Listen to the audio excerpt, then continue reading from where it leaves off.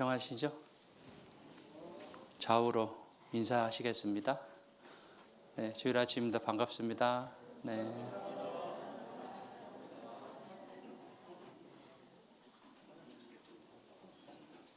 네, 어제 광양에 코로나가 많이 발생 같은데요. 서로 조심하시고 주의해야겠습니다. 특별히 마스크 잘 착용하시고 음식 먹는 것들이요. 음식 취식하는 것들 좀 유의해 주시기 바랍니다. 네, 기도하겠습니다. 사랑이 많으신 살아계신 아버지 하나님, 지난 한 주간 우리에게 말씀을 허락하셨습니다. 많은 영혼들에게 말씀을 전했습니다. 모두가 구원받는 것은 아니었지만 그래도 담대히 또 최선을 다해서 하나님의 말씀을 전했습니다. 지금까지 들으신 모든 분들, 또 기도하고 있는 모든 분들, 끈을 놓지 않고 계속적으로 전함으로 그 영혼이 모두가 구원받기를 간절히 원합니다. 우리를 또 먼저 구원을 얻게 해주심에 참으로 감사드리며 남은 생에 우리의 자신의 삶이 아니라 주님의 기쁨과 영광을 위해서 살아가는 남은 생애가 될 수 있도록 도와주시옵소서. 우리들의 마음을 주장하시고 또 우리를 도구로 사용해 주셔서 우리 각자를 통해서 또 우리 교회를 통해서 더욱더 많은 사람들, 특별히 날마다 구원받는 수가 더하는 교회가 될수록 도와주시옵소서. 그것을 위해서 안으로 하나 되고 밖으로 복음이 담대히 전파되기를 간절히 원합니다.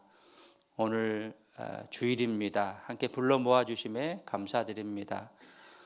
함께하지 못한 모든 분들도 주님을 더욱더 사모하고 말씀과 교제를 사모할 수 있는 귀한 마음 허락해 주시옵소서. 오늘 말씀과 교제로 모두에게 풍성한 은혜가 되기를 간절히 원합니다. 시종을 자비로우신 하나님의 손에 부탁드리며 저희를 사랑하시는 예수님의 이름으로 기도드렸습니다. 아멘. 요한복음 5장 보시겠습니다.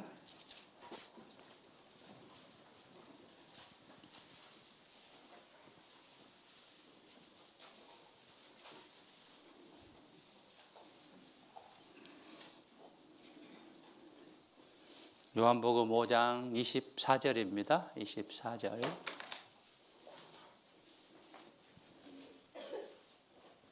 네, 천천히 함께 읽겠습니다. 내가 진실로 진실로 너희에게 이르노니 내 말을 듣고 또 나 보내신 이를 믿는 자는 영생을 얻었고 심판에 이르지 아니하나니 사망에서 생명으로 옮겼느니라. 네, 어제까지 성경 강연회가 한 주간 진행됐고요. 또 오늘은 이제 구원 후의 생활 말씀에 대해서 살펴보도록 하겠습니다. 한 주간 성경 강연에 말씀을 듣고 참석할 수 있다는 것은 어쩌면 우리 인생에 정말 기적 같은 일이다라고 볼 수 있습니다. 또 기회를 주신 것에 대한 감사로 볼 수 있고 또 특별히 하나님의 도우심이 있었기 때문에 우리는 한 주간 기회를 얻었습니다. 말씀을 통해서 또 많은 사람들이 하나님이 살아계시고 성경이 사실임을 확실하게 알았고 또 영혼이 구원을 받았습니다. 참으로 감사하지 않을 수 없습니다. 참으로 감사할 일입니다. 내가 구원받았다는 것은 정말 일생일대의 가장 획기적인 그런 사실이고 또 인생의 가장 중요한 터닝 포인트다라고 볼 수 있습니다. 성경 강연에는 우리에게 많은 의미를 부여하고 있습니다. 첫 번째는 영혼이 구원받는 것, 내가 구원받고 주위에 많은 사람들이 구원받는 그런 의미를 부여할 수 있고요. 또 먼저 구원받으신 분들에게는 구원을 다시 한번 점검할 수 있는 그런 기회가 되셨을 겁니다. 그리고 세 번째는 각자의 그 말씀을 통해서 신앙이 성장할 수 있는 그런 계기가 되실 겁니다.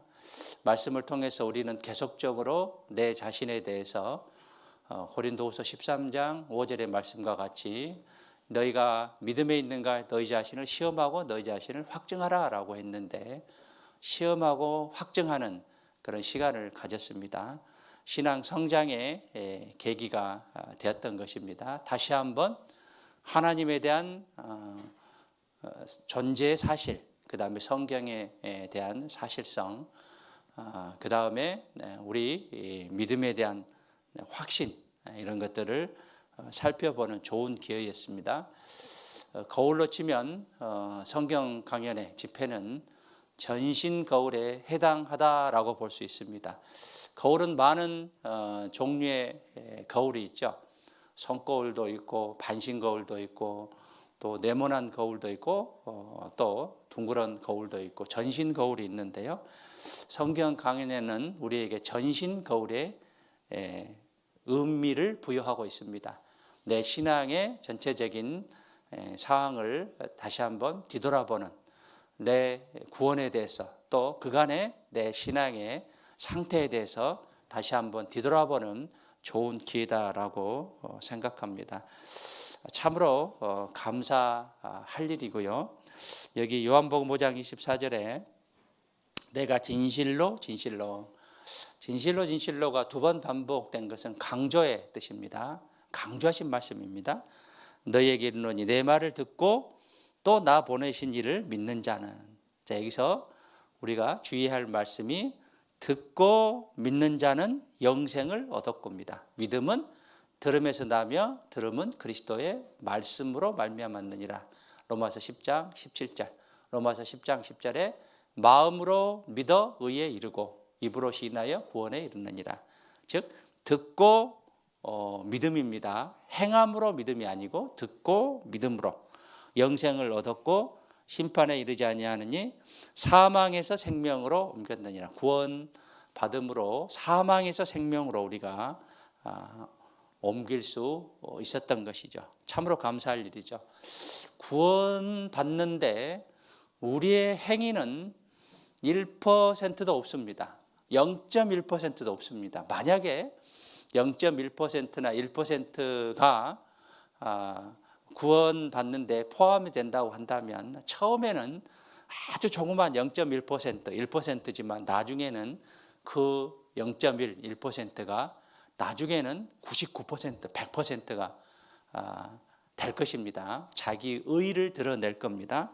그래서 우리가 구원받는데 내 수고는 아무것도 없습니다. 말씀을 듣고 믿었던 것이죠. 참으로 감사할 일입니다.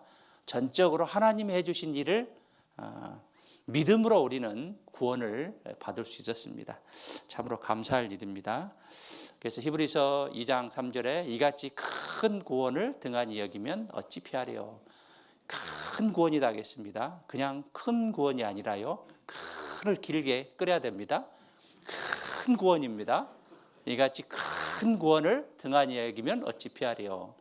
정말 일생일대 가장 중요한 사건이었습니다. 내가 구원받았다는 것은 만약에 내가 구원받지 못하고 지금 이 시간에 내가 존재한다면 나는 무엇을 추구하고 살아가고 있을까요? 어떤 생각을 가지고 살아갈까요? 나이가 드실수록 끔찍한 그런 일일 것이다라고 생각하실 겁니다. 아직 나이가 어리다고 하면 덜 그럴 것인데 나이가 들수록 정말 하나님을 안 것에 대한 감사함을 느끼실 건데 물론 사람에 따라 다르겠지만 우리에게는 정말 큰 구원입니다. 참으로 감사할 일이고요. 내 인생에 정말 큰 변화를 일으키는 터닝 포인트가 됐을 건데요.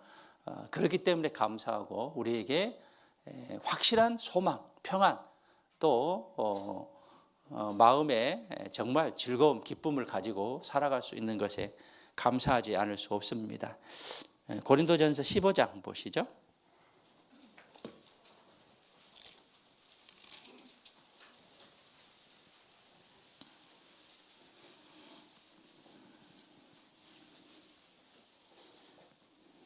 (15장) 1절에 보시면은요, 형제들아 내가 너희에게 전한 복음은 굿 뉴스입니다. 좋은 소식이에요. 복음을 너희에게 알게 하노니 이는 너희가 받은 것이요 또 그 가운데 선 것이라. 너희가 만일 나의 전한 그 말은 1절의 복음을 가리킵니다. 복음을 굳게 지키고 헛되이 믿지 아니하였으면 이로 말미암아 구원을 얻으리라. 내가 받은 것을, 이 무엇을 받았냐? 1절에 복음이에요. 복음을 받은 것을 먼저 너희에게 전하였느니 이는 성경대로 그리스도께서 우리를 위하여 죽으시고, 죽음이죠, 장사 지낸 바 됐다가 성경대로 사흘 만에 다시 살아나사, 죽음과 부활입니다. 예수님의 죽음과 부활은 우리에게 죽음과 부활을 의미하고 있습니다. 22절에 봐보시죠. 22절에 아담 안에서 모든 사람이 죽음같이 그리스도 안에서 모든 사람이 삶을 얻으리라. 죽음과 부활입니다. 이것도 죽음과 부활이죠.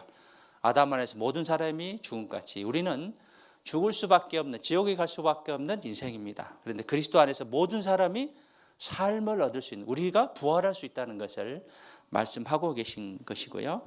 45절도 보시면은요, 기록된 바 첫사람 아담은 산영이 되었다 함과 같이 마지막 아담은 살려주는 영이 되었나니, 마지막 아담은 예수님이십니다. 살려주는 영이 되었습니다. 그래서 우리에게 참으로 부활할 수 있는 새 생명을 주신 하나님께, 주님께 참으로 감사하지 않을 수 없습니다.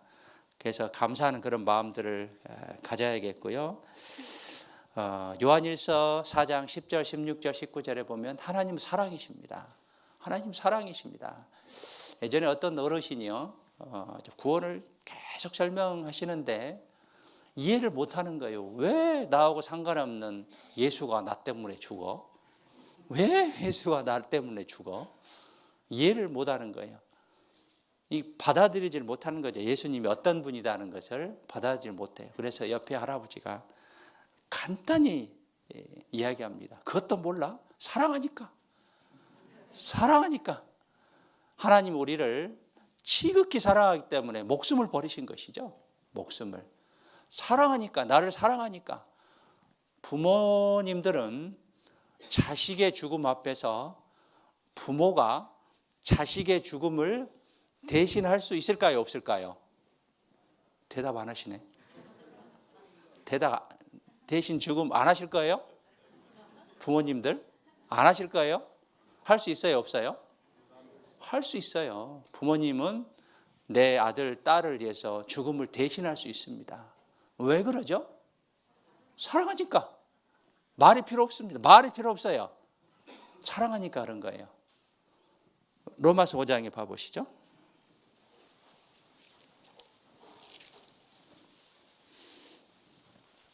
제가 옛날에 교회 다른 곳에 담임할 때 이제 구역 모임을 하는데 그걸 물어봤습니다. 형제님, 자매님을 위해서 죽을 수 있습니까? 형제님들 했더니 대답을 다 하는데 어떤 분은 생각해봐야지. 나중에 집에 가서 구박받았을 거예요. 로마서 5장 8절 봐보시죠. 8절 함께 읽겠습니다. 우리가 아직 죄인 되었을 때 그리스도께서 우리를 위하여 죽으심으로 하나님께서 우리에게 대한 자기의 사랑을 확증하셨느니라.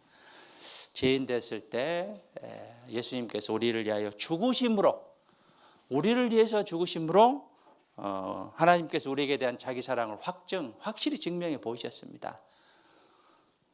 사랑에 대한 죽음, 가장 고귀한 사랑이죠. 하나님께서 나를 위해서 죽으셨습니다. 이 세상 만물은 말씀으로 만드셨습니다. 빛이 있으라 하심에 빛이 있었고, 창세기 1장에 말씀으로 만드셨습니다. 그런데 구원하신 일은 말씀으로 하지 않으셨어요. 본인이 이 땅에 내려오셔서 십자가에 못 박혀 돌아가셨습니다. 고난과 고통을 당하시고, 그렇기 때문에 하나님 입장에서 보면 창조보다 구원이 훨씬 힘들고 어려운 일이죠. 우리에게는 구원이 훨씬 더 은혜로운 그런 그 말씀이지만 하나님의 입장에서는 더 힘든 일이죠. 그래서 하나님이 우리를 위해서 죽으심으로 자기의 사랑을 우리에게 확실히 증명해 보이셨습니다. 그래서 감사할 일이죠. 이같이 큰 구원을 등한히 여기면 어찌 피하리요. 큰 구원이 고귀한 구원입니다. 그래서 히브리서 12장 2절에 믿음의 주여 또 온전케 하시니 예수를 바라보자. 우리 믿음이 항상 흔들릴 때 우리를 위해서 돌아가신 예수님을 바라봐야 돼요. 예수님이 어떤 일을 하셨냐. 나 때문에 돌아가셨다. 제가 이제 상담하고 이런 질문을 가끔 해봅니다. 이 세상에 아무도 없고 나만 있는데 예수님이 나를 위해서 돌아가셨을까요? 어떤 분들은 돌아가셨죠 라고 하는데 어떤 분은 나 때문에 돌아가셨을까요? 그런 질문을 하게 됩니다. 답을 하게 되는데, 나 혼자만 있었을 때 예수님은 나를 위해서 십자가에 못 박혀 돌아가셨을까요? 안 돌아가셨을까요? 돌아가셨습니다. 왜죠? 사랑하니까. 말이 필요 없어요. 사랑하니까. 하나님은 사랑이십니다. 그래서 로마서 12장 2절에 보면 변화를 받아. 그래서 구원받은 이전과 후가 반드시 변화되는 그런 삶이 돼야 돼요. 변화는 영어로 트랜스폼인데 형태가 이동되는 거예요. 그러니까 구원받기 전과 후가 달라야 돼요. 이전과 이후가 달라야 돼요. 베드로전서 4장 봐보시죠. 구원받은 이후에는 새로운 피조물이 되겠습니다. 뉴 크리에이션입니다. 새로운 창조물이에요. 새 것이 되었도다. 그래서 앞으로는 새 것다운 삶을 살아야 되는데, 베드로전서 4장 1절에 보시면은요, 그리스도께서 이미 육체의 고난을 받으셨으니 너희도 같은 마음으로, 어떤 마음이냐면 고난의 마음입니다.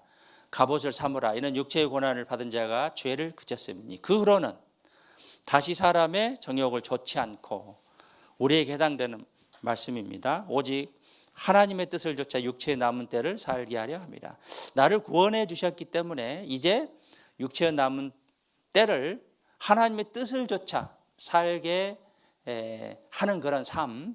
그래서 3절에 너희가 음란과 정욕과 술 취함과 방탕과 일락과 무법한 우상 숭배를 하여 이방인의 뜻을 좇아 행한 것이 지나간 때가 족하도다. 이제 이러한 행동들을 하지 말라 하는 거예요. 음란, 정욕, 술 취함, 방탕, 연락, 무법한 우상 숭배, 이것이 이방인의 뜻이다. 지나간 때가 족하다. 이제 그만하고 새 것다운 삶을 살아야 된다.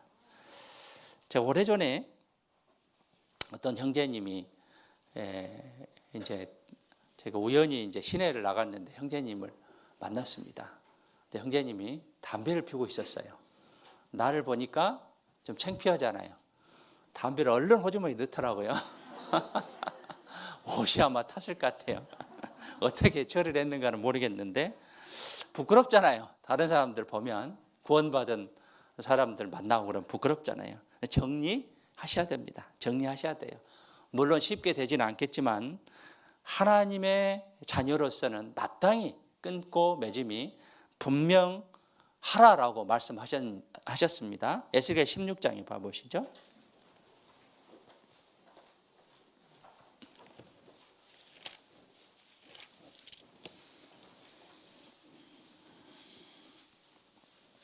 에스겔 16장 4절에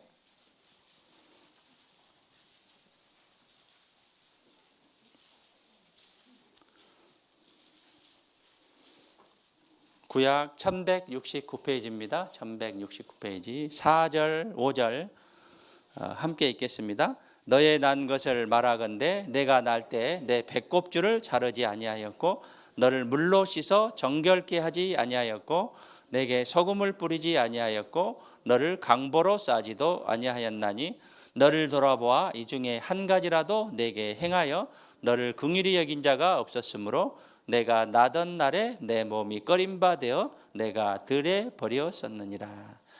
자, 구원받은 이후에 첫 번째 배꼽줄을 잘라야 돼요. 이 배꼽줄은 뭐냐면 세상줄, 인정줄, 교파줄이에요. 세상줄, 인정줄, 교파줄을 끊어야 됩니다. 어제 자료 보셨죠? 요한에슬로가 천국에 갔는데 천국에 온 사람이 누굽니까? 감리교입니까? 장로교입니까? 아니다. 구원받은 사람이다. 구원받은 무리 안에 있어야 되는 거죠. 구원받은 사람과 함께 같이 교제를 해야 되는 거죠. 배꼽줄을 잘라야 됩니다. 제가 시골에서 이제 집회를 하는데요. 한 마을에 40가구가 됩니다. 그런데 한 부부가 지금은 한 60대 후반 정도 되겠는데요. 구원받고 나서 자기 마을에 복음화를 이루겠다라고 해서 정말 선행을 많이 했어요. 구원받은 이후입니다. 전도의 선행이죠. 그래서 이제 때를 맞춰서 마음의 작심을 하게 되죠. 그래서 1년 동안 이제 11월 달에 집회를 했는데 연초부터 그 구역이 힘을 써서 계속적으로 찾아가서 전도하고 해서 40가구가 있는데 그 마을에 이제 한 달 전까지 39가구의 사람들이 말씀을 듣겠노라라고 답을 얻었습니다. 그래서 마을 회관에서 집회를 하게 되는데 39가구의 모든 사람이 다 왔어요. 그래서 매일 40명 가까이 되는 인원이 새로운 사람이 계속 이렇게 와서 마을 회관이 그렇게 넓지를 않습니다. 우리 형제자매들은 아예 못 들어가고 새로운 사람만 들어오고 한두 명 정도 성경 찾아주실 분 또 이제 심부름하실 분만 들어와서 말씀을 들었습니다. 그리고 그 가운데 이제 어떤 분도 계시냐면 혹시 집회 때 아가씨가 CRPS 때문에 막 고통받고 이제 입에 그 진통제 하면서 막 고통받는 엄마가 옆에서 지켜보는 그 영상 기억나신가요? 그 엄마도 같이 들었어요. 그 엄마도. 그런데 하루인가 듣고 이제 안 들었는데 아버지는 계속 듣는다 말만 해놓고 한 번도 안 들었어요. 저 있을 때는 약속을 어겼는데 여하튼 40가구 중에 39가구는 승낙을 얻어서 말씀을 듣고 많은 사람이 이제 구원을 받았다라고 손을 듭니다. 구원을 받았다라고 이제 인정을 했는데 거기에 이제 마을에 교회가 있어요. 이 교회에서 이제 계속 막 일하는데 도와주고 그 동안에 이제 그 인과관계가 많이 있었을 거 아니에요. 그리고 이제 인정도 많이 베풀었고 구원을 이제 받았음에도 대부분의 사람들이 우리 교회의 말씀을 들으러 못하는 그런 실정이었습니다. 그래서 이 인정줄, 세상줄 이것을 끊지 않으면 신앙생활이 제대로 되지 못하는 것이죠. 그리고 이제 한 가구가 남았잖아요. 이 한 가구는 이제 노인분들인데 이제 거동이 좀 불편해요. 그런데 얼마 후에 그 딸이 다른 지역에서 구원을 받습니다. 그래서 그 딸이 그 부모님들에게 전도를 하고 이제 상담을 해서 구원을 두 분 다 받고 한 분은 돌아가시고 이제 한 분은 계시다. 그까지 이제 보고 저는 다른 데로 이제 이동을 했는데요. 세상줄, 인정줄, 교파줄을 끊어야 내가 신앙생활 제대로 할 수 있는 거예요. 구원을 주지 못하는 그런 교회가 어떻게 살아있는 교회다라고 볼 수 있겠습니까? 그래서 배꼽줄을 잘라야 되고요. 두 번째는 물로 씻어야 되는데 말씀으로 계속적으로 내가 내 안에 있는 그 안 좋은 것들, 더러운 것들, 마음에 더러운 것들 이런 것들을 계속 물로 씻어 내려가야 되고요. 그 다음에 소금을 뿌려야 되는데 이 소금을 뿌린다는 것은 이제 예전에 애를 낳으면 금줄을 치게 되죠. 그것은 이제 당분간 이 아이가 면역성이 없기 때문에 오지 말라는 그런 표시인데 구별된 삶을 뜻합니다. 그래서 구별된 삶을 구원받은 이후에 구별된 삶을 살아야 돼요. 그래서 구별된 삶을 살지 않으면 세상과 쉽게 속해버리고 빠질 수밖에 없습니다. 그래서 구별된 삶을 살아야 되고 그 다음에 네 번째는 너를 강보로 싸지도 아니하였느니 강보는 아이가 이제 그 낳게 되면 체온을 유지하기 위해서 배내 쪽으로나 강보로 이렇게 싸죠. 이것은 교제를 뜻합니다. 우리가 교제 안에 있어야만 잘 정상적으로 성장할 수 있는 거예요. 교제 안에 있어야지 그렇지 않으면 제대로 성장할 수 없을 겁니다. 그래서 구원받은 이후에 변화돼야 돼요. 변화되지 않는다고 한다면 정말 의심해 봐야 돼요. 첫 번째는 구원에 대해서, 두 번째는 내가 신앙이 제대로 섰는지, 하나님과 나의 관계가 올바로 유지되고 있는 것인지에 대해서 스스로 살펴봐야 됩니다. 5절에 보시죠.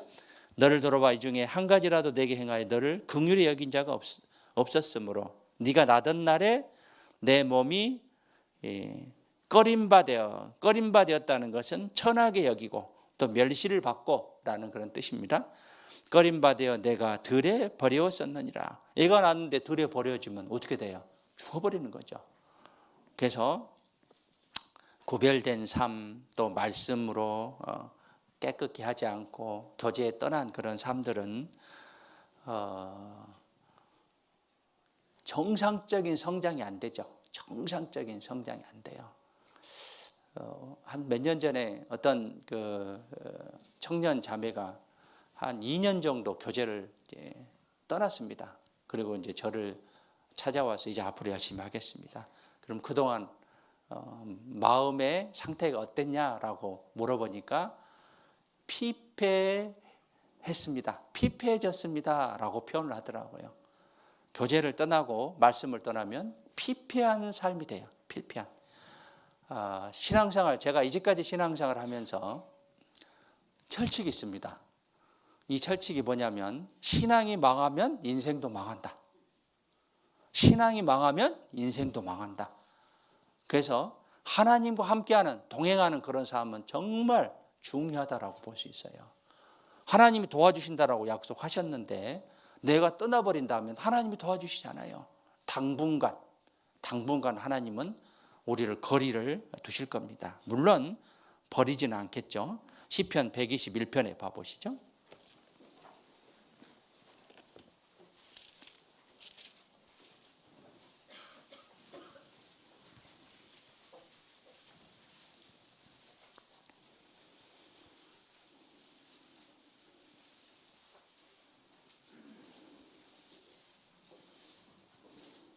시편 121편 1절부터 제가 읽겠습니다. 내가 산을 향하여 눈을 들리라. 나의 도움이 어디서 올꼬? 나의 도움이 천지를 지으신 여호와에게서로다. 우리의 도움은 하나님께로서 옵니다. 여호와께서 너를 실족지 않게 하시며 너를 지키시는 자가 졸지 아니하시는도다. 이스라엘 지키시는 자는 졸지도 아니하고 주무시도 아니하시리로다. 여호와는 너를 지키시는 자라. 여호와께서 내 우편에서 내 그늘이 되시나니 낮의 해가 너를 상치 아니하며 밤의 달도 너를 해치 아니하리로다. 여호와께서 너를 지켜 모든 환난을 면케 하시며 또 내 영혼을 지키시로다. 여호와께서 8절 함께 읽으시죠. 여호와께서 너의 출입을 지금부터 영혼까지 지키시로다. 우리를 지키시는 하나님이세요. 주무시지도 않고 졸지도 아니하시는 그런 하나님이십니다.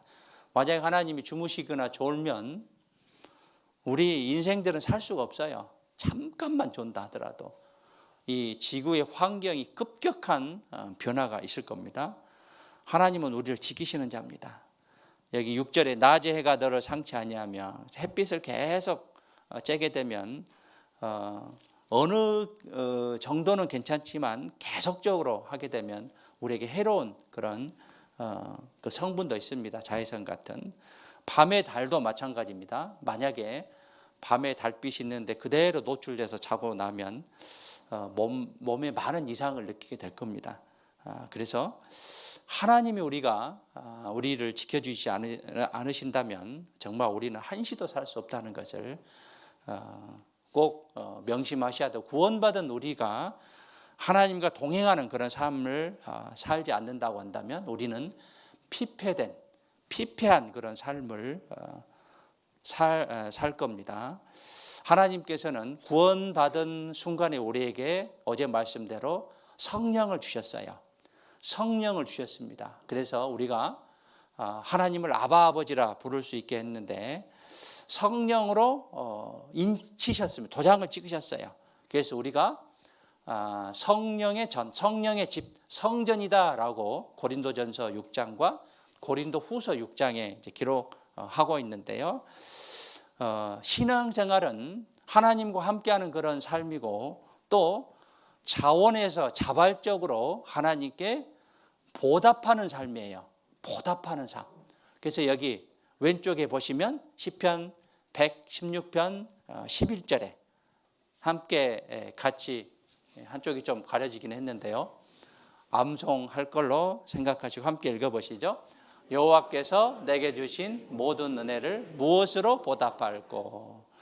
시편 116편 12절인데 우리가 보답하는 생활이에요. 신앙생활은 감사하고 자원하는 마음으로 보답하는 거예요. 억지로 하는 게 아니에요. 주일 말씀도요, 억지로 말씀 들으러 온 것을 하나님 원하지 않으셔요. 아이들도 그렇고 어떤 사람들이 어떤 일이 생겼을 때 즐거운 마음으로 하면 시킨 사람도 즐겁죠. 또 감사하죠. 그런데 억지로 하면 차라리 안 하는 게 낫죠. 때려치우는 게 낫죠. 차라리 하지 마라, 속으로 그런 생각을 가질 것인데, 정말 신앙생활이 감사하는 마음으로 하는 거예요. 자원하는 그런 마음으로 하나님께 드리는 것도 마찬가지입니다. 우리가 구원받은 이후에 이제 11조를 하게 됩니다. 이 11조는 9개는 내 것이고 1개는 하나님 것이다. 맞아요? 아니죠. 10개가 다 하나님 것인데 이제 표시로서 10분의 1을 드린 거예요. 그래서 전체적으로 내가 총 수입의 10%예요. 총 수입에 그것을 이제 결정하는 것을 개인 나름대로 하세요.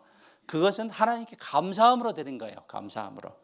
그래서 감사함으로 하는 것인데, 감사함이 없다고 한다면 하나님과 관계가 조금 멀어지고 또 소원해질 겁니다. 조금 멀어질 것인데, 감사함으로 하는 게 우리가 하는 신앙생활이다라고 볼 수 있습니다. 우리를 구원해 주시기 위해서 하나님께서는 죽으심으로 자기의 사랑을 확정하셨습니다. 로마서 5장 8절에 죽음으로 우리에게 그것을 확실히 증명해 보이셨는데, 그래서 우리가 새 생명을 얻은 것이죠. 그래서 감사하는 그런 마음으로 신앙생활을 해야겠습니다. 여기 한 학생이 있는데요, 부모님께, 아버지께 보답하는 그런 영상이 있는데 한번 봐보시죠.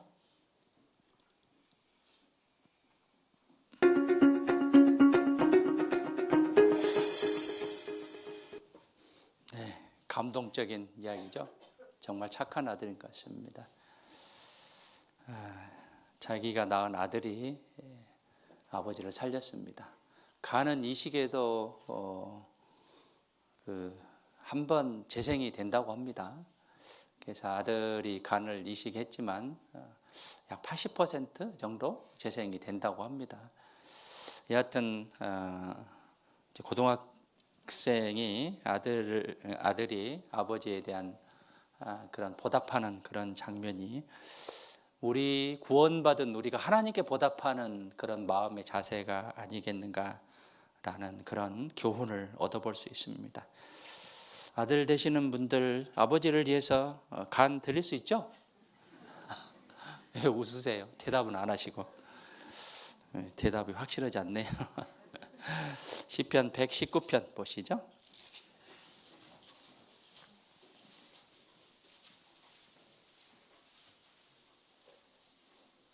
105절입니다. 자, 우리에게 이제 구원받은 이후에 네 가지 꼭 이제 이루어야 될 그런 상황들이, 첫 번째는 말씀입니다. 말씀.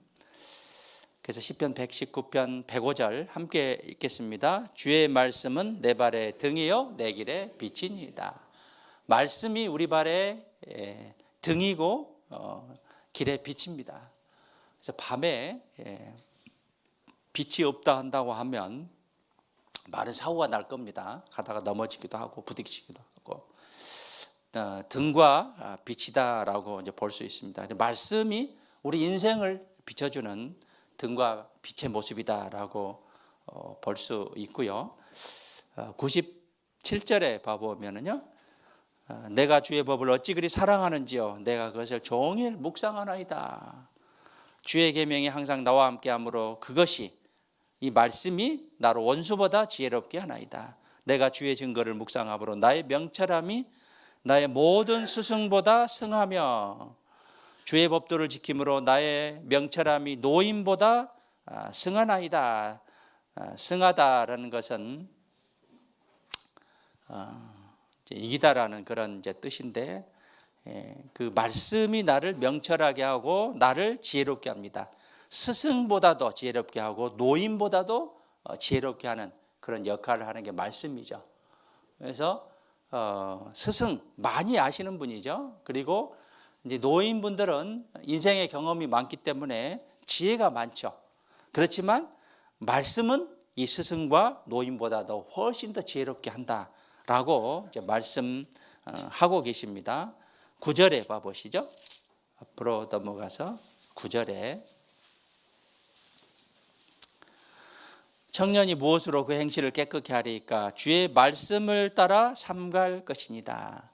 깨끗게 하기 위해서 말씀으로 삼가야 됩니다. 내가 전심으로 주를 찾았사오니 주의 계명에서 떠나지 말게 하소서. 내가 주께 범죄치 아니하려 하여 주의 말씀을 내 마음에 두었나이다. 말씀을 마음에 간직하고 있으면 깨끗한 삶을 살아갈 수 있습니다. 말씀을. 그래서 말씀을 묵상하고 상고하고 암송하는 거예요. 말씀을 가까이 하는 것은 하나님을 가까이 하는 것이죠. 요한복음 1장 1절에 말씀은 곧 하나님이시라. 그래서 말씀을 가까이 하기 때문에, 말씀을 가까이 하면 하나님을 가까이 하기 때문에 죄에서 이제 벗어날 수 있습니다. 그리고 49절에 보시죠. 말씀이 우리를 살리셔요. 49절, 50절 함께 읽겠습니다. 주의 종에게 하신 말씀을 기억하소서. 주께서 나로 소망이 있게 하셨나이다. 이 말씀은 나의 곤란 중에 이루라. 주의 말씀이 나를 살리셨습니다. 곤란 중에 이룹니다. 우리가 정말 힘들고 어려울 때 말씀이 나를 이루어 주셔요. 말씀은 하나님이십니다. 말씀이 나를 살리십니다. 구원받게 하시고 삶의 활력소가 되는 것이죠. 그래서 말씀을 가까이 하는 것은 하나님을 가까이 하는 것이죠. 이 말씀은 나의 곤란 중에 이루라. 주의 말씀이 나를 살리셨습니다. 그래서 말씀을, 첫 번째 말씀을 가까이 하셔야 됩니다. 말씀 곧 하나님이십니다. 그래서 에베소서 5장 26절에 물로 씻어 말씀으로 깨끗하게 하사 거룩하게 하시고, 물은 곧 말씀을 가리켜요. 말씀을 계속 묵상했을 때 내 삶이 깨끗해지죠. 내 고집과 안 좋은 생각들, 이것들을 말씀으로 깨끗하게 할 수 있어요. 내 삶의 변화를 누가 변화시킬 수 있겠습니까? 하나님 말씀밖에 없습니다. 그래서 말씀 앞에서 우리는 변화할 수 있기 때문에 물로 씻어 말씀으로 깨끗하게 하사 거룩하게 하시고, 에베소서 5장 26절이고 히브리서 4장 12절에 보면 하나님의 말씀은 살았고 운동력이 있어 좌우의 날선 어떤 검보다도 예리하여 혼과 영과 및 관절과 골수를 찔러 쪼개기까지 하며 또 마음의 생각과 뜻을 감찰하시나니, 즉 말씀이 우리의 생각을 변하게 할 수 있어요. 말씀이 살아있기 때문에 우리의 생각을 찔러 쪼개기까지 합니다. 그래서 말씀을 통해서 우리가 구원받고 삶의 변화를 일으킬 수 있는 것이죠. 그래서 첫 번째 말씀이고, 두 번째는 이제 기도입니다. 에베소서 6장에 봐보시죠.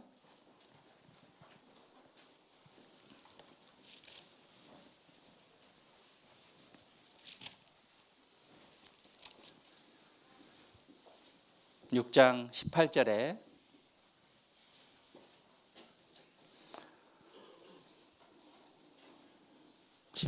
함께 읽겠습니다. 모든 기도와 간구로 하되 무시로 성령 안에서 기도하고 이를 위하여 깨어 구하기를 항상 힘쓰며 여러 성도를 위하여 구하고. 기도와 간구, 간절히 구하는 거죠.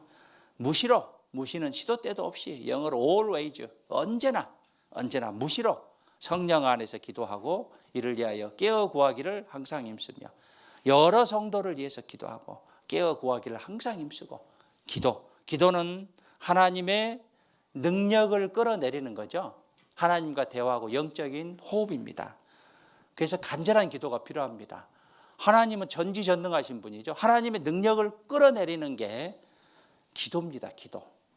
하나님은 모든 것을 할 수 있으신 분입니다. 우리는 할 수 없어요. 그렇다면 우리가 하나님의 능력을 끌어내리기 위해서는 간절한 기도가 필요해요. 간절한 기도. 자, 이번에 우리 교회에 많은 사람들 전도했습니다. 많은 사람 전도했는데 깨어서 기도했기 때문에, 힘을 하나로 모았기 때문에 많은 사람을 전도했습니다. 나는 할 수 없습니다. 그런데 우리와 함께 하신 하나님이 계시기 때문에 우리는 할 수 있다. 우리는 할 수 있는 거예요. 우리는 할 수 있어요. 나는 할 수 없지만 우리는 할 수 있어요. 그래서 감사함으로, 자원하는 마음으로, 적극적인 그런 자세로 주님의 일을 했을 때 우리에게 하나님께서 능력을 부어주셔요. 우리를 통해서 하나님 일하기를 원하십니다. 자, 각자 하나님께서 나를 통해서 많은 열매, 결실, 능력을 또 역사하시기를 원하시잖아요.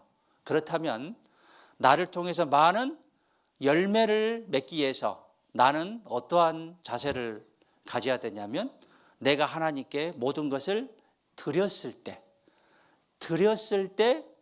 하나님은 나의 모든 것을 사용하셔요. 잘 기억하세요. 모든 것을 드렸을 때 나의 모든 것을 사용하십니다. 일부를 드리면 일부를 사용하셔요. 다 드리면 다 사용하십니다. 그래서 내가 전부를 드리는 마음, 그 마음을 가졌을 때 하나님은 나의 전부를 사용하십니다. 나를 통해서 많은 역사가 나타나기를 모두가 원하실 거예요. 그렇다면 많은 역사가 나타나기 위해서는 많은 것을 드려야 됩니다. 우리의 전부를 드렸을 때 나의 전부를 사용하시는 거죠. 그런데 나는 조금 드리고 하나님께서 많이 주기를 기대하신다면 그것은 잘못된 생각이에요. 그런데 기도를 통해서 우리가 그 능력이 하나님께서 나타내 보실 것인데, 간절한 기도가 필요합니다. 이 기도는 하나님의 능력을 끌어내리는 것이죠. 제가 살아오면서요, 정말 이런 적이 있어요. 정말 간절한 기도와 내가 정말 원하는 게 있었습니다. 정말 간절히 기도했습니다. 우리나라에서 어떤 정책이 있었습니다. 한동안 그 정책이 있고 저를 위해서 그 정책이 펼쳐지다가 없어져 버렸어요. 그래서 제가 생각하기에 내 간절한 기도가 나를 위해서 하나님께서 나라가 존재하는구나, 하나님께서 역사하시는구나, 정말 그것을 느꼈는데, 간절한 기도, 또 우리의 거룩한 성결한 삶, 이것이 나라의 정책을 바꿀 수 있을 정도로 하나님께서는 우리에게 베풀어 주시는 거예요. 그렇다면 우리는 정말 하나님께 간절한 기도, 데살로니가전서 5장 17절에 쉬지 말고 기도하라. 쉬지 말고, 여기 무시로 성령 안에서 기도하고 그랬습니다. 무시로, 쉬지 말고 기도하라.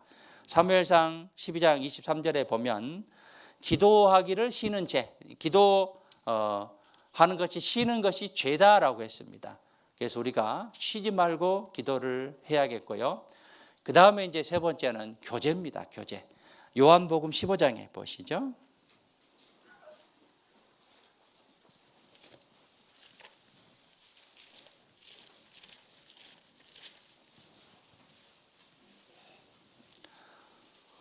우리가 살아가는데 정말 인생을 살아보니까 쉬운 것이 하나도 없더라고요. 쉬운 것이 하나도 없습니다. 인생 내 마음대로 됩니까? 뭐 하나 하더라도 쉬운 게 하나도 없어요. 그런데 하나님이 함께 하시면 무엇이든지 다 할 수 있어요. 하나님이 함께 하시면 무엇이든지 다 할 수 있습니다. 특별히 교회를 통해서는 한 마음이 되면 무엇이든지 다 할 수 있습니다. 그래서 의인의 간구는 역사하는 힘이 많으니라 라고 말씀하셨는데, 정말 간절한 기도와 한 마음, 이것은 하나님께서 요구하는 것이고, 우리는 그러한 자세를 가졌을 때 하나님께서는 우리를 통해서 정말 많은 어떤 큰 능력을 나타내 보실 겁니다. 요한복음 15장 1절부터 보시겠습니다. 15장 1절부터 내가 참 포도나무요 내 아버지는 그 농부라. 무릇 내게서 과실을 맺지 아니하는 가지는 아버지께서 이를 버리시고 무릇 과실을 맺는 가지는 더 과실을 맺게 하려 하여 이를 깨끗게 하시느니라. 너희는 내가 일러준 말로 이미 깨끗하였으니 말씀으로 우리가 구원을 받았으니 내 안에 거하라. 나도 너희 안에 거하리라. 먼저 우리가 거해야 하나님이 거하신다라고 했습니다. 가지가 포도나무에 붙어있지 아니하면 절로 과실을 맺을 수 없음 같이 너희도 내 안에 있지 아니하면 그러하리라. 나는 포도나무여 너희는 가지니 저가 내 안에 내가 저 안에 있으면 이 사람은 과실을 많이 맺나니 나를 떠나서는 너희가 아무것도 할 수 없습니다. 이 가지가 포도나무에 붙어 있어야만은 열매를 맺게 되죠. 정읍에 그 포도나무 많이 맺히는 그 영상 보셨나요? 나무 하나에 뭐 4,000그루, 4,000송이, 5,000송이 그 포도나무 하나에서 그 포도가 열리는데요. 가지가 포도나무에 붙어 있어야 그런 포도를 맺을 수 있는 것이지 떠나면 어떻게 맺을 수 있겠습니까? 우리도 마찬가지로 교회 안에 붙어 있었을 때 우리를 통해서 하나님께서 그 열매, 결실을 맺어주는 것이지 교제를 떠나버리면 우리를 통해서 그 열매, 결실이 결코 맺을 수 없습니다. 그래서 6절에 보시면 5절부터 보시겠습니다. 나는 포도나무에 너는 가지니 저가 내 안에 내가 저 안에 있으면 이 사람은 과실을 많이 맺나니 나를 떠나서는 너희가 아무것도 할 수 없습니다.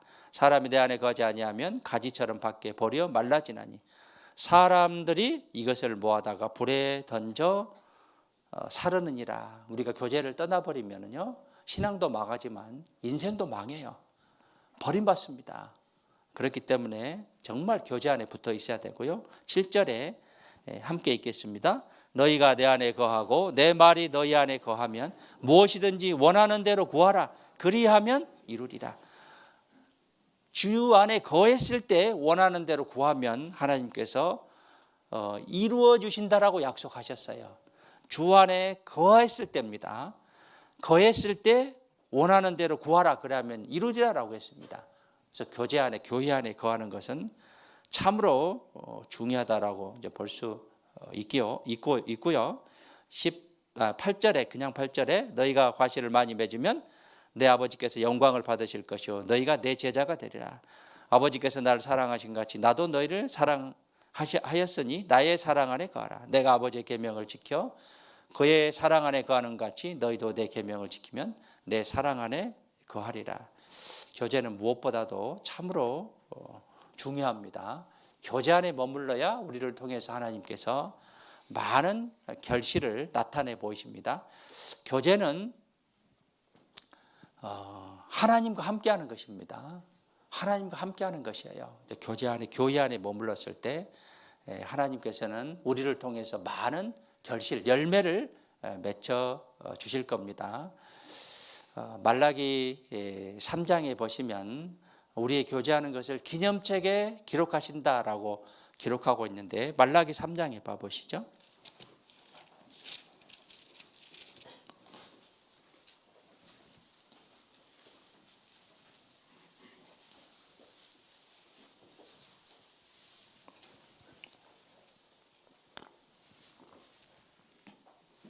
16절에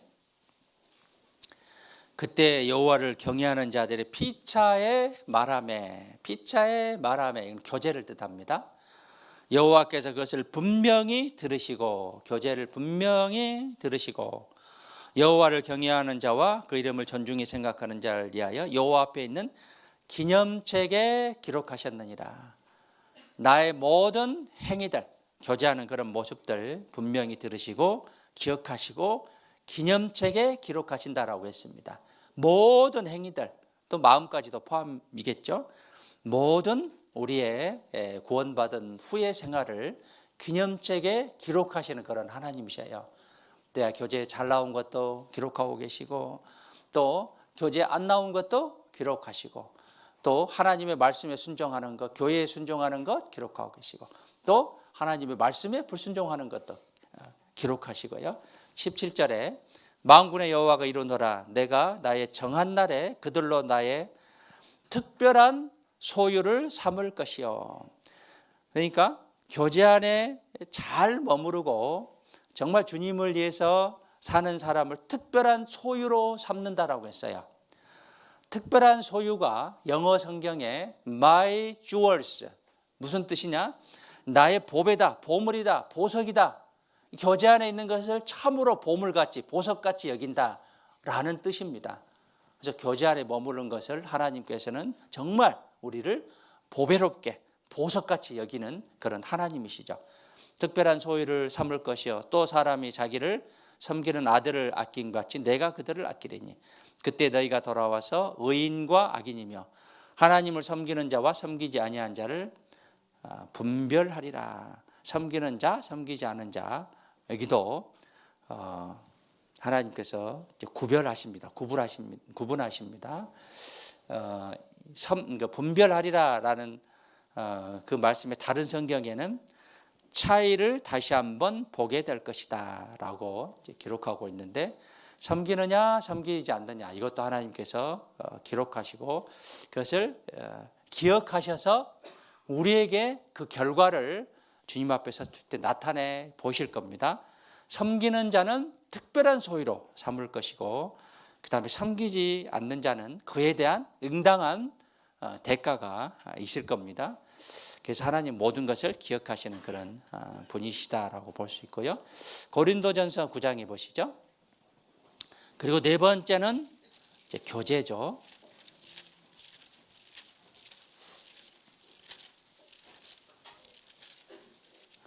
고린도전서 9장입니다. 9장 16절 함께 읽겠습니다. 내가 복음을 전할지라도 자랑할 것이 없으면 내가 부득불할 일입니다. 만일 복음을 전하지 아니하면 내게 화가 있을 것입니다. 복음을 전하는 것이 내가 부득불은 뭐냐면 필수적으로 필수품이다. have, must have to예요. 의무사항이에요. 의무사항. 꼭 해야 될 것이에요. 부득불. 당연히 해야 할 일이다 라는 뜻입니다. 필수품이다 라는 그런 뜻인데요. 복음을 전하는 것이 당연히 해야 할 의무입니다. 만일 복음을 전하지 아니하면 내게 화가 있을 것입니다. 복음을 전하지 않으면 나에게 화가 있다라고 했습니다. 내가 내 가족에게 또 내 주위의 사람들에게 복음을 전하지 않으면 그에 대한 하나님께서 책임을 물으실 거예요. 화가 있다라고 했습니다. 17절에 내가 임의로 이것을 행하면 상을 얻으려니와, 임의로라는 뜻은 자발적으로 기쁜 마음으로 자진해서 즐거운 마음으로 이런 뜻입니다. 임의로 이것을 행하면 상을 얻으려니와 임의로 아니한다 할지라도 나는 직분을 맡았노라. 내가 자발적으로 아니한다 할지라도 복음을 전할 직분을 맡으셨어요. 의무적으로 하셔야 돼요. 내 가족을 위해서, 또 내 친척을 위해서, 내 주위의 많은 지인들을 위해서 의무적으로 하는 게 복음을 전하는 것입니다. 그래서 로마서 9장에 봐보시죠. 로마서 9장에 보면 이 사도 바울은 내가 저주를 받아 그리스도에게 끊어질지라도 내 권력 친척을 위해서 복음을 전하겠다는 건 그런 작심을 하게 됩니다. 로마서 9장 1절에 보시면 1절부터 3절까지 함께 읽겠습니다. 내가 그리스도 안에서 참말을 하고 거짓말을 아니하노라. 내게 큰 근심이 있는 것과 마음에 그치지 않는 고통이 있는 것을 내 양심이 성령 안에서 나로 더불어 증거하노니 나의 형제 곧 권력의 친척을 위하여 내 자신이 저주를 받아 그리스도에게서 끊어질지라도 원하는 바로다. 마음에 정말 큰 근심, 그치지 않는 고통이 있는데 내 가족들에 대한 권력 친척에 대한 전도입니다. 말씀을 전하는 거예요. 마음에 그런 응어를 갖고 우리는 살아가고 있잖아요. 그런데 그것을 하지 않는다고 한다면 우리에게 화가 있다라고 했습니다. 나의 형제 곧 권력의 친척을 위해 내 자신이 저주를 받아 그리스도에게서 끊어질지라도 원하는 바로라. 그래서 우리가 세상 사람들은 우리와 영이 다르기 때문에 하나님 말씀 듣고 구원받자 하면 근본적으로 싫어하게 되어 있습니다. 그렇지만 듣든지 아니 듣든지 때를 얻든지 못 얻든지 하나님의 말씀을 전파라라고 했습니다. 간절한 마음으로 나의 중심이 불붙는 것 같은 사무치는 그런 간절한 마음으로 하나님의 말씀을 전하셔야 될 겁니다. 데살로니가전서 2장 4절에 보면 우리에게 복음 전할 부탁을 하셨어요. 부탁을 하는 것은요, 대개 보면 우리가 부탁을 할 때 들어줄만 하니까 부탁을 합니다. 생판 모르거나 능력이 없는 사람은 부탁을 못해요. 들어줄 만한 능력이 있기 때문에 부탁을 하는데 하나님께서 우리를 구원해 주시고 우리에게 그럴 만한 능력이 있기 때문에 복음 전할 부탁을 하신 거예요. 우리에게 부탁을 하셨습니다. 그래서 이 전도는 하나님의 사랑을 전하는 것인데 때를 얻든지 못 얻든지 간절한 그런 마음으로 중심이 불타는 그런 마음으로 우리가 이번 성경 강연에 전도를 했고 또 그러한 마음으로 하나님의 말씀을 전하셨을 겁니다. 이것이 당연한 거예요. 부득불 당연한 일임이라 듣든지 아니 듣든지 때를 얻든지 못 얻든지 우리가 하나님의 말씀을 전해야 될 것입니다. 과거에 한 15년 이상 전의 일인데요. 한 자매님이 정말 전도를 잘하셔요. 조장님이신데 정말 전도를 잘하셔요. 그래서 그 해에 제가 이제 그 구역을 담당했는데 이제 통계를 내보니까 그분을 통해서 한 해에 15명이 구원받았습니다. 15명. 15명이면 어마어마하죠. 15명. 한 분이 15명을 구원을 이제 받게 전도를 하고 그분은 1년 내내 집을 개방하고 전도를 하셔요. 그래서 오전에 새로운 사람 데려와서 말씀 듣고 점심 먹이고 또 오후에 말씀 듣든가 아니면 교제하고 이제 저녁 시간 되기 전에 이제 집에 가고 또 어쩔 때는 저녁 먹고도 하고 그래서 이제 형제님이 교사였는데 이제 집에 와서 좀 쉬어야 되는데 저녁에도 말씀 듣고 쉴 곳이 없어요. 투덜거렸대요. 제발 저녁에는 좀 쉬자. 1년 내내 365일 중에 363일 전도하는 거예요. 이틀은 언제냐? 명절, 설날하고 추석이야. 그날 빼고는 363일. 그러니까 15명의 결실이 맺혀진 것이죠.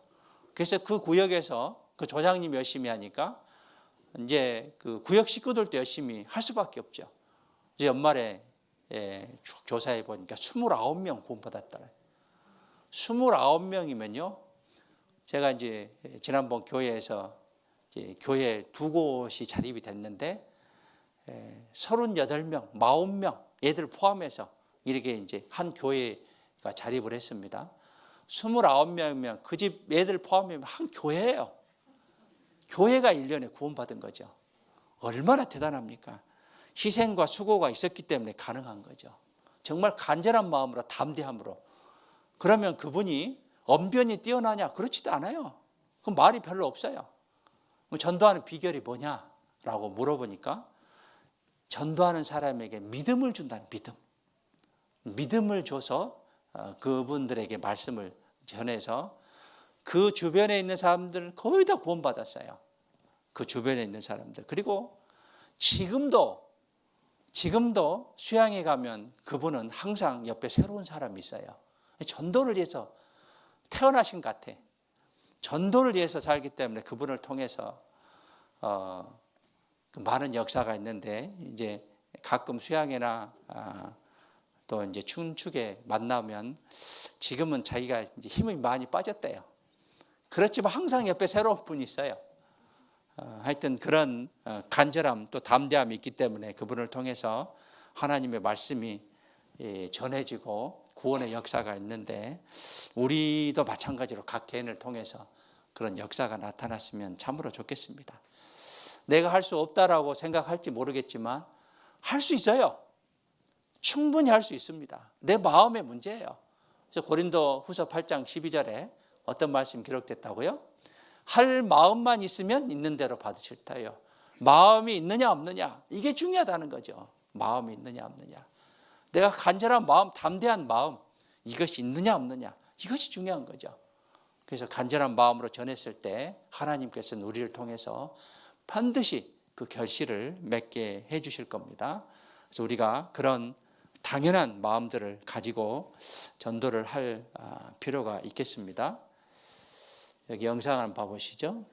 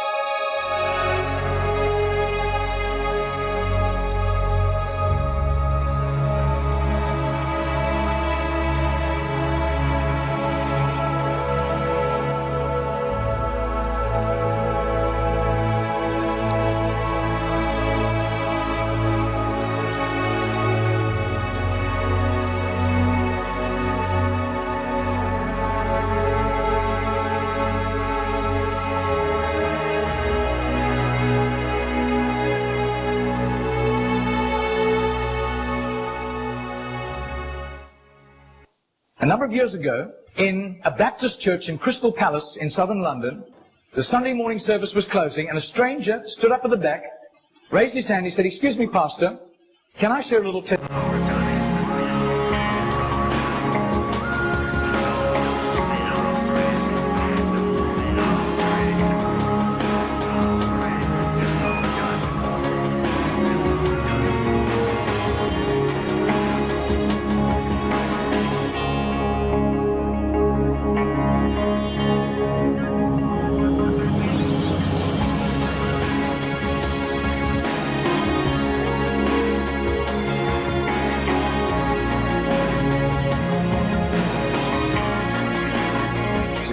Now, this London preacher flew back to the UK, and at the close of his teaching session, 4 elderly pastors came up and said, "We got saved between 25 and 35 years ago, respectively, through that little man on George Street giving us a tract and asking us that question." He then flew the following week to a similar Keswick convention in the Caribbean, to missionaries. And he shared the testimonies. At the close of his teaching session, 3 missionaries came up and said, "We got saved between 15 and 25 years ago, respectively, through that little man's testimony and asking us that same question on George Street in Sydney." Coming back to London, he stopped outside Atlanta, Georgia, to speak at a naval chaplains convention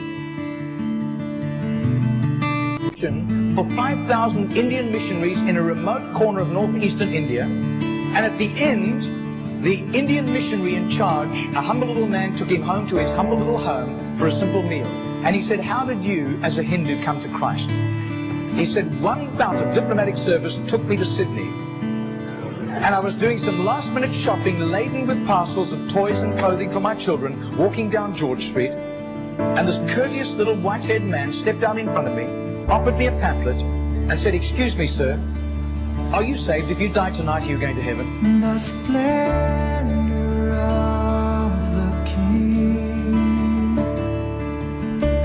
clothed in majesty. I do. His name is Mr. Genord, but I don't think he does it anymore. He's too frail and elderly. Joys, he wraps himself in lies to hide and trembles at his voice, trembles at his voice. How great is our God? Sing with me, how great is our God? And all will see how great is our Margarita did a little count. That's 146,100 people. That simple little Nobody except a little group of Baptists in southern Sydney knew about Mr. Genor. But I'll tell you, his name was famous in heaven.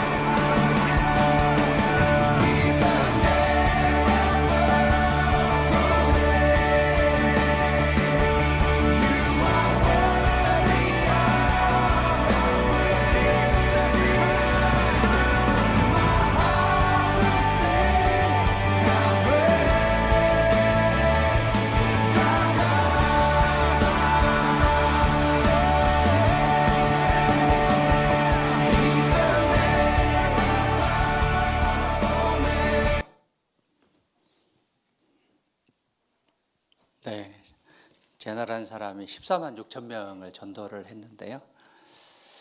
전도에 미련한 것으로 우리가 하나님의 말씀을 전하고 있습니다. 세상 사람들이 보기에는 미련한 것이다라고 이야기할 수도 있죠. 때를 얻든지 못 얻든지 하나님의 말씀을 전파하라. 그들은 패역한 족속이라. 듣든지 아니 듣든지 하나님의 말씀을 전파하라고 했는데요. 어떤 교회에서 보니까 찬양의 밤이 주로 연말에 많이 하잖아요. 찬양의 밤이 연말에 이제 끝나는 날, 그 다음 날부터 다음 회를 준비한대요. 찬양의 밤을. 그러면 우리는 오늘 성경 강의나 끝났습니다. 언제부터 준비해야 돼요? 내일부터 다시 준비하는 거예요.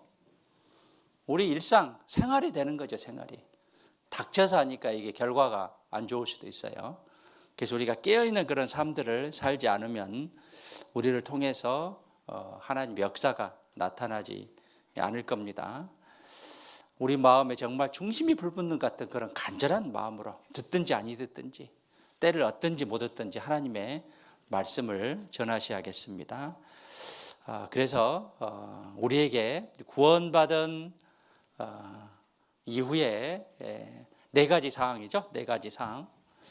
다시 정리해 보면 이제 자동차의 네 바퀴 같이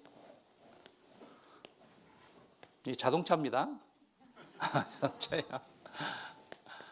말씀, 기도, 교제, 전도. 이거 꼭 잊지 마시고요.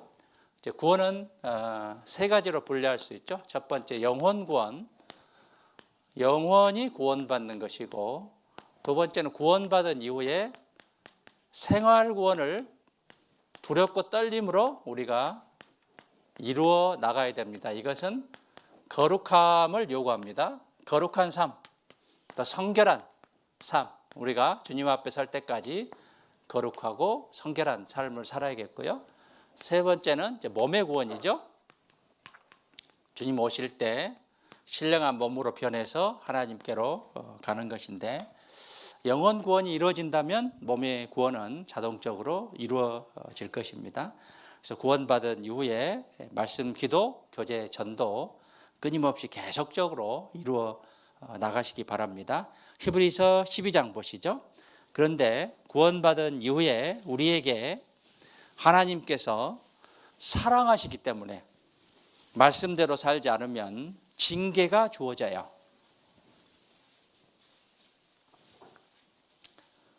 히브리서 12장 4절에 보시면 너희가 죄와 싸우되 아직 피 흘리기까지는 대항치 아니하고, 죄와 싸울 때 정말 피 흘리기까지 싸우는 그런 결사각오가 있어야 돼요. 죽기까지 죄와 싸워야겠다는 그런 결사각오가 있어야 됩니다. 5절에 또 아들들에게 권하는 것 같이 너희에게 권면하신 말씀을 잊었도다 일렀으되 내 아들아 주의 징계하심을 경히 여기지 말고 그에게 꾸지람을 받을 때 낙심하지 말라. 주께서 그 사랑하시는 자를 징계하시고 그의 받으신 아들마다 채찍질 하심이라 하였으니. 사랑하기 때문에 징계를 하십니다. 그래서 징계를 통해서 우리가 하나님의 사랑을 다시 한번 깨달을 수 있어요. 남의 자식은 절대 때릴 수 없습니다. 아무리 잘한다 하더라도, 잘못한다 하더라도 내 자녀이니까 때리는 거죠. 내 자녀이니까 꾸지람을 하는 것이죠. 그래서 하나님이 사랑하기 때문에 우리에게 징계를 주시는 거죠. 구원에 대한 체크의 한 방법일 수 있어요. 그래서 방법이다라고 볼 수 있습니다. 그래서 8절에 함께 읽겠습니다. 징계는 다 받는 것이여늘 너희에게 없으면 사생자여 참 아들이 아니니라. 누구에게나 징계가 있습니다. 징계를 통해서 하나님이 나를 사랑하구나, 나 확실히 구원받았구나 라는 것을 깨닫고 빨리 돌이켜야 되죠. 회개하는 마음.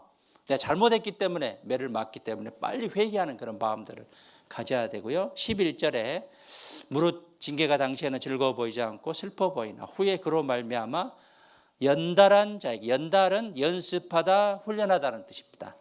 연달한 자에게는 의의 평강한 열매를 맺나니 그러므로 피곤한 손과 연약한 무릎을 일으켜 세우고 너희 발을 위하여 곧은 길을 만들어 저는 다리로 하여금 어그러지지 않고 고침을 받게 하라. 징계받을 때는 즐거워 보이지 않고 슬퍼 보이는데 이것을 잘 참으면 의의 평강한 열매를 맺고 또 고침을 받을 수 있어요. 그렇기 때문에 징계가 있었을 때 우리의 자세는 얼른 돌이키는, 회개하는 그런 마음들을 가지셔야 됩니다. 욥기 5장 17절에 보면 하나님께 징계받는 자는 복이 있다라고 했어요. 그래서 내가 하나님의 자녀이기 때문에 하나님이 징계를 하신다. 오히려 감사함으로 막 이걸 잘 견뎠을 때 의의 평강한 열매, 또 우리가 고침을 받는 그런 삶을 살아갈 수 있다라고 볼 수 있고요. 구원받은 이후에 우리가 하나님의 음성을 잘 들을 줄 알아야 돼요. 욥기 37장 2절에 보면 하나님의 음성, 그 입에서 나오는 소리를 들으라. 그래서 우리가 하나님의 음성을 잘 들을 줄 알아야 돼요. 세미한 음성일 수 있습니다. 그래서 어떤 말씀을 읽는 데 있어서, 또 말씀을 듣는 데 있어서, 또 설교 말씀을 또 교제 중에 있어서 하나님의 음성이 나에게 들려줄 겁니다. 그때 내가 그 말씀을 잘 받아들이고 교훈으로 삼아서 고치는 삶, 또 성장하는 그런 믿음, 이런 거를 가졌을 때 우리는 믿음이 성장할 수 있어요. 그래서 하나님의 음성을 잘 들을 줄 알아야 됩니다. 하나님의 음성, 그 입에서 나오는 소리를 들으라. 하나님의 음성을 잘 들었을 때 우리가 징계를 받지 않는 그런 삶을 살아갈 수 있을 겁니다. 그리고 이제 마지막으로 말씀드리고 싶은 거 하나는 고린도후서 1장 18절 보시죠.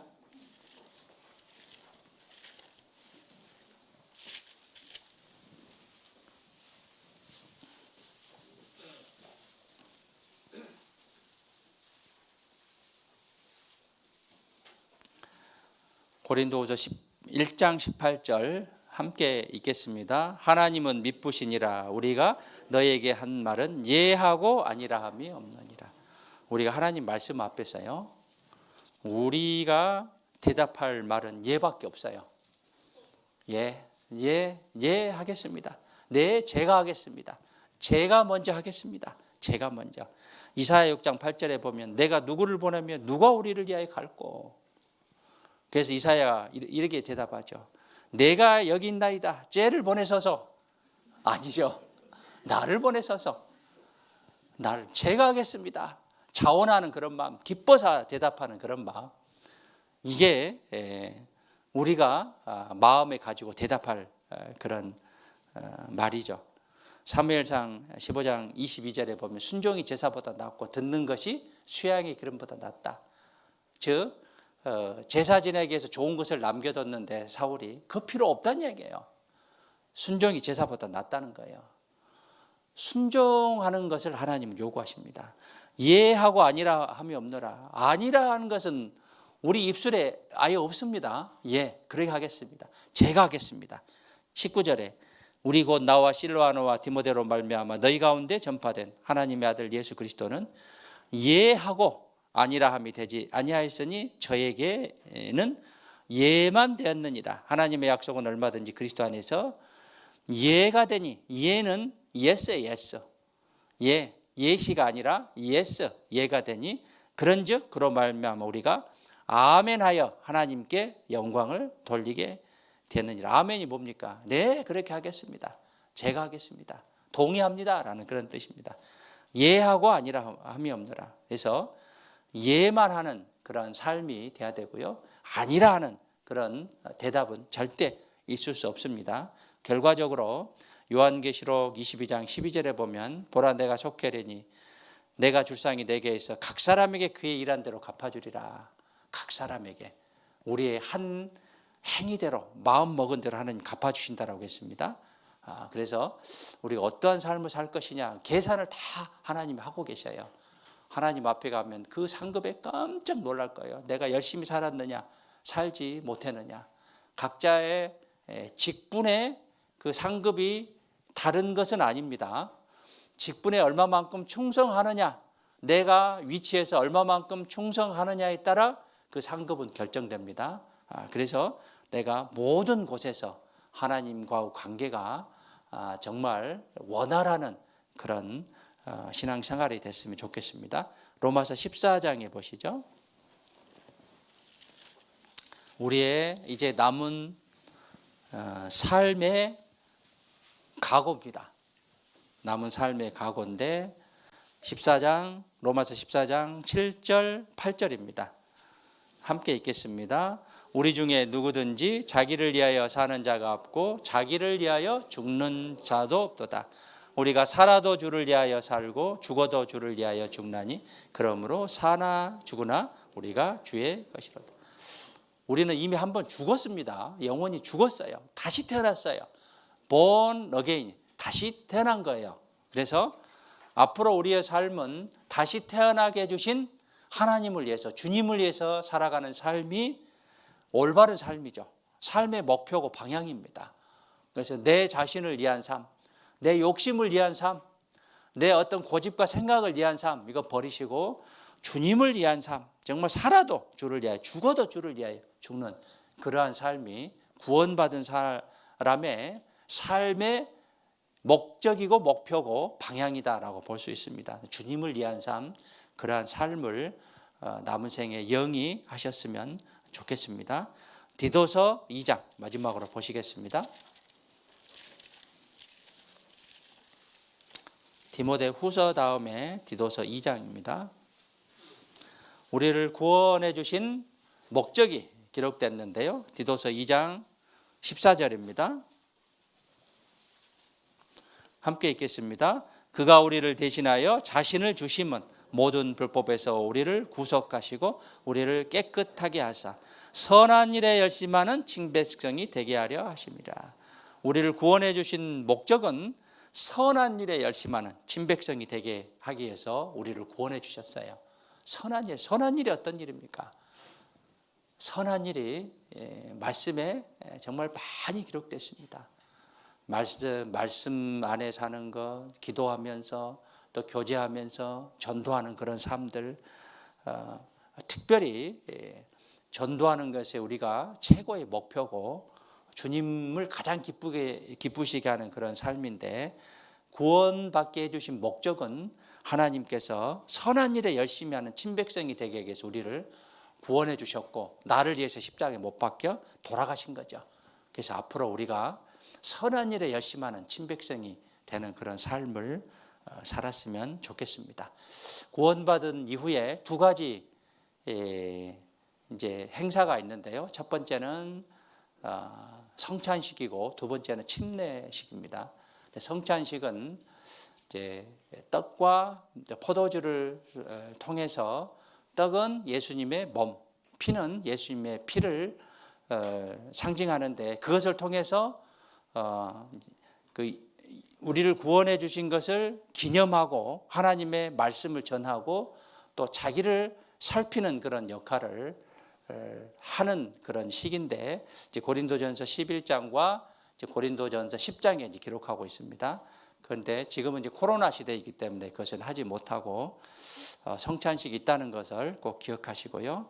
포도주와 떡을 통해서 예수님의 피와 예수님 몸을 기념하는 시기 성찬식이고요. 침례는 우리 몸이 완전히 들어갔다 나오는 그런 시기인데 우리가 이제 완전히 옛것은 죽고 다시 살아났음을 죽음과 부활을 뜻하는 시기인데 두 가지 예식입니다. 구원받은 이후에. 그런데 지금은 이제 코로나 시대고 또 겨울이기 때문에 이제 기회가 되면 다음에 침례식을 하도록 하겠습니다. 그래서 구원받은 이후에 두 가지 예식을 다음에 기회가 되면 성찬식과 침례식을 하도록 하고요. 구원받은 이후에 정말 주님의 자녀답게 또 주님의 자녀로서 해야 될 일만 하는 그런 삶을 살았으면 좋겠습니다. 특별히 우리 각자를 통해서 많은 하나님이 하시고자 하는 그런 일들을 하시도록 내가 나의 전부를 드리는 그런 삶을 살았으면 좋겠습니다. 각자가 주님의 도구로 정말 많이 쓰임받기를 각 개인들이 정말 기도하시고 내 몸을 드리는 그런 삶을 살아서 정말 나를 통해서 많은 역사가 나타나는 그런 삶이 됐으면 좋겠습니다. 한 주간 수고하셨습니다. 수고하셨고요. 만약에 내가 구원의 확신이 없다 하시는 분은 정말 하루빨리 해결을 하셔야 될 겁니다. 말씀을 계속 들으셔야 되고 또 상담을 통해서도 꼭 구원을 받으셔야 되고요. 구원 받았다 하더라도 또 이제 확실하다라고 하지만 또 확실하지 않을 수도 있기 때문에 말씀을 계속적으로 반복해서 들음으로써 물론 구원 먼저 받은 분도 마찬가지입니다. 계속 반복적으로 지속적으로 습관적으로 말씀을 들으셔서 다시 한번 확인하는 그런 시간들을 가지시기를 부탁드리겠습니다. 수고하셨습니다. 기도하겠습니다. 사랑과 은혜가 풍성하신 살아계신 아버지 하나님 참으로 감사드립니다. 지난 한 주간 하나님의 말씀이 선포됐습니다. 우리에게 기회를 주셨고 많은 분들에게 하나님의 말씀을 전하였습니다. 모두가 구원받지는 못했지만 정말 우리가 최선을 다해서 하나님의 말씀을 전했고 또 구원의 역사가 있었습니다. 참으로 감사드리고 남은 생에 주님의 기쁨과 영광을 위해서 살아가는 우리가 되기를 간절히 원합니다. 특별히 말씀을 전하는데 정말 남은 생애를 다 바칠 수 있도록 수고와 희생을 아끼지 않도록 우리를 도구로 사용해 주시옵소서. 함께해 주신 하나님께 감사드립니다. 구원받으신 분은 앞으로 정말 주님과 함께 동행함으로 마음의 기쁨과 즐거움과 평안을 가지고 남은 생에 살아갈 수 있도록 도와주시고 또 우리 모두를 통해서 더욱더 많은 사람들이 구원받을 수 있도록 주님 저희를 도구로 사용해 주시옵소서. 남은 생에 참으로 주님의 기쁨과 영광을 위해서 살아가는 우리 모두가 되기를 간절히 원하며 우리를 죄악 가운데서 구원해 주신 고마우신 예수님의 이름으로 기도드렸습니다. 아멘.